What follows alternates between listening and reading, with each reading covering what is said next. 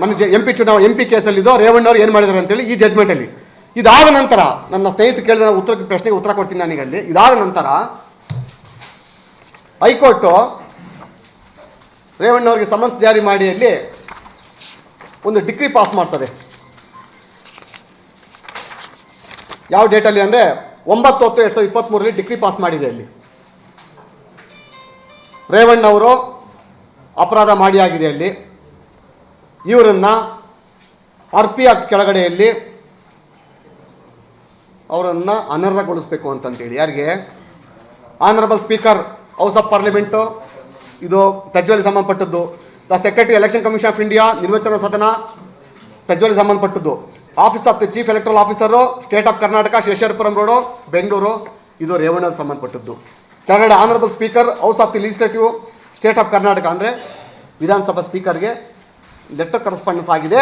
ಅದ್ರ ಜೊತೆಗೆ decree pass ಮಾಡಿದ್ದಾರೆ. ಇದು ನಿಮಗೆ ಡಿಕ್ರಿ ಕಾಪಿ ಕೊಡ್ತೀನಿ, ಕಾಪಿಗಳಲ್ಲಿ ಡಿಕ್ರಿ ಪಾಸ್ ಆಗಿದೆ. ಅಲ್ಲಿ ಅದರಲ್ಲಿ ಈ ಆರ್ಡ್ರಲ್ಲಿ ನೋಡಿ, ಇಲ್ಲಿ ಇದೆ. ಇದು ಈ ಆರ್ಡ್ರಲ್ಲಿ ರೇವಣ್ಣವರು ಅಪರಾಧಿ ಅಂತೇಳಿ ಸಾಬೀತಾಗಿದೆ. ಇಲ್ಲಿ ಸೊ ಇಷ್ಟೂ ಪ್ರಕರಣಗಳು ಈ ರಾಜ್ಯ ಜನತೆಗೆ ಯಾರಿಗೂ ಗೊತ್ತಿತ್ತಿಲ್ಲ. ಅಲ್ಲಿ ಭಗವಂತ ಮೇಲೆ ಬಂದ್ರೂ ಕೂಡ ಅಲ್ಲಿ ಅವ್ರಿಗೆ ತೀರ್ಪು ಅವ್ರ ಪರ ಬರಬೇಕು ಅಂತ ಏನು ಮಾಡಬೇಕು ಅಂತ ಅಂದರೆ ಈ ಪುಸ್ತಕನ, ಈ ಕಾನೂನು ಬದಲು ಮಾಡಬೇಕೀಗ.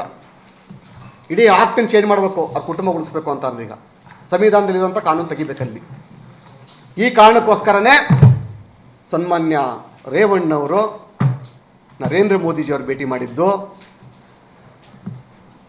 ದೆಹಲಿಯ ಮುಖಂಡರನ್ನು ಭೇಟಿ ಮಾಡಿ ಅಲ್ಲಿ ಆರಾ ತುರಾಯಿ ಶಾಲು ತಗೊಂಡಾಗ ಅವ್ರ ಆಕೆಯಲ್ಲಿ ನಮ್ಮನ್ನು ಪಕ್ಷಕ್ಕೆ ಸೇರಿಸ್ಕೊಳ್ಳಿದ್ದೀವಿ. ಅಲ್ಲಿ ಅಂದರೆ ನಮ್ಮ ಸಪೋರ್ಟ್ ತೊಗೊಳ್ಳಿ ನಿಮಗೆ, ಅಲ್ಲಿ ನಾವು ನಿಮಗೆ ಭಾಳ ದೊಡ್ಡ ಮಟ್ಟದ ಸೇವೆಯನ್ನು ಕೊಡ್ತೀವಿ ಅಂತಂತ ಹೇಳ್ತಾರಂಥ ಮಾತು ಈ ಕಾರಣಕ್ಕೋಸ್ಕರ. ಯಾಕೆ ಈ ಮಾತು ಹೇಳ್ತೀನಿ ಅಂತಂದ್ರಲ್ಲಿ, ಜೈಲಿಗೆ ಹೋಗೋಂಥದ್ದನ್ನು ತಪ್ಪಿಸ್ಕೋಬೇಕು ಇವರು. 6 ವರ್ಷ ಅಮಾನತ್ತಾಗೋಂಥ ವಿಚಾರದಿಂದ ಹೊರಗೆ ಬರಬೇಕು ಇವರಲ್ಲಿ. ಆ ಕಾರಣಕ್ಕೋಸ್ಕರ ಇವರು ದೆಹಲಿಯ ನಮ್ಮ ಕೇಂದ್ರ ಕಚೇರಿಯನ್ನು ತೊಟ್ಟಿದ್ದಾರೆ. ಇಲ್ಲಿ 9/10/2023 ಡಿಗ್ರಿ ಕಾಪಿ ಕೊಡ್ತೀನಿ ನಿಮಗೆ. ಒಂದು ಕಾಪಿ ನಿಮಗೆ ಕೇಳಿ. ಕಾರಣ ಇದು ಏನಾಗಿದೆ ಅಂತಂದರೆ, ಸುಪ್ರೀಂ ಕೋರ್ಟಲ್ಲಿ ಅಪೀಲ್ ಬಂತು.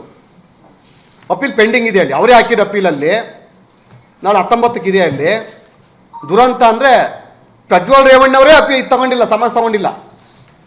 ಪ್ರಜ್ವಲ್ ರೇವಣ್ಣ ಹಾಕಿರೋದು ಅದರಲ್ಲಿ ಎ ಮಂಜು ಡಿಸ್ಕ್ವಾಲಿಫೈ ಆಗಲಿ ಅಂತ ಹಾಕಿದ್ರಲ್ಲ. ಅದರಲ್ಲಿ ಎ ಮಂಜು ಅದನ್ನ ಸೆಕ್ಯೂರ್ ಮಾಡ್ಕೊಳ್ಳೋಕ್ಕೆ ಎ ಮಂಜು ಇವ್ರ ವಿರುದ್ಧವಾಗಿ ಒಂದು ಹಾಕ್ಯವ್ರೆ. ಈಗ ಪ್ರಜ್ವಲ್ ರೇವಣ್ಣ ಮೇಲೆ ಹಾಕ್ಯವ್ರಿಗೆ. ಅಲ್ಲಿ ಪ್ರಜ್ವಲ್ ರೇವಣ್ಣನ ವಿರುದ್ಧವಾಗಿ ಹಾಕಿರೋದ್ರಲ್ಲಿ ಎ ಮಂಜು ಕಳಿಸಿರೋ ಕಾಪಿಯಲ್ಲಿ ಸಿವಿಲ್ ಅಪೀಲ್ ಕೇಸಲ್ಲಿ ಈವನ್ ಟುಡೇ ಪ್ರಜ್ವಲ್ ರೇವಣ್ಣವರು ತಗೊಂಡಿಲ್ಲ. ಪ್ರಜ್ವಲ್ ರೇವಣ್ಣ ಕೇಸು ಅನರ್ಹತೆ ಬಗ್ಗೆ ಅವರು ಸಿವಿಲ್ ಅಪೀಲನ್ನು ಫೈಲ್ ಮಾಡಿದ್ದಾರೆ. ಅಲ್ಲಿ ರೇವಣ್ಣವರು ಫೈಲ್ ಮಾಡಿದ್ದಾರೆ. ಇದ್ರ ಮೇಲೆ ಈಗ ರೇವಣ್ಣವರು ಫೈಲ್ ಮಾಡಿದ್ದಾರೆ.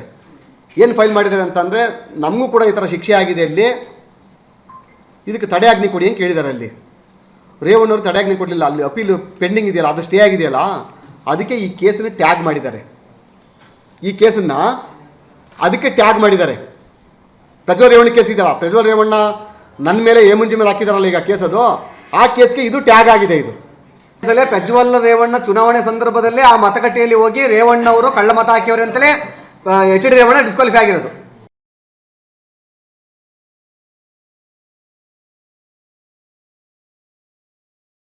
ಸ್ಟಾಕ್ ಮಾರ್ಕೆಟ್ನಲ್ಲಿ ಹಣ ಗಳಿಸಬೇಕೆ? ಭಯ ಬಿಡಿ, ಹೂಡಿಕೆ ಮಾಡಿ.